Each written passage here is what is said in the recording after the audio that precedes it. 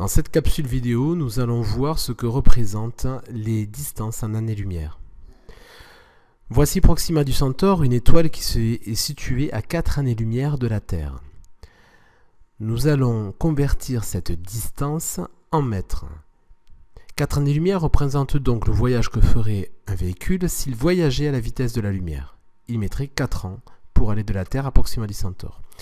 La vitesse de la lumière est donc de 3 fois 10 puissance 8 mètres par seconde. Le nombre de secondes dans une heure est donc de 60 minutes fois 60 secondes égale 3600 secondes. Le nombre de secondes dans un jour, on multiplie par 24 pour avoir le nombre de secondes sur une journée complète. Et enfin, le nombre de secondes en un an est donc 365,25, le nombre de jours en une année, multiplié par le résultat précédent. Autrement dit, une année-lumière est calculée en prenant la vitesse de la lumière, soit 3 fois 10 puissance 8 mètres en une seconde, parcourue par la lumière, et le tout multiplié par le nombre de secondes en une année, ce qui donne une année-lumière qui est égale à 9,47 fois 10 puissance 15 mètres. Mais on souhaite connaître 4 années-lumière et non une année-lumière. Là, le résultat semble évident, mais nous allons passer par un tableau de proportionnalité de telle manière à pouvoir déduire des résultats beaucoup moins évidents par la suite. Une année-lumière est donc égale à 9,47 fois 10 puissance 15 mètres. On remplit le tableau.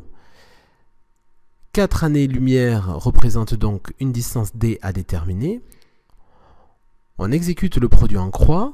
On fait 1 fois d égale 4 fois 9,47 fois 10 puissance 15. On isole d et on trouve que la distance de 4 années-lumière est égale à 3,79 fois 10 puissance 16 mètres. Exécutons maintenant le calcul inverse. Autour de l'étoile Kepler 62 tournent 3 super-terres dans la zone habitable. La distance de cette étoile à la Terre est de 1,14 fois 10 puissance 19 mètres. Convertissons ce résultat en années-lumière. Nous savons qu'une année-lumière vaut 9,47 fois 10 puissance 15 mètres et nous cherchons combien 1,14 fois 10 puissance 19 mètres représente d'années-lumière. Nous effectuons le produit en croix comme précédemment. 1 fois 1,14 fois 10 puissance 19 égale d fois 9,47 fois 10 puissance 15. On cherche à isoler d.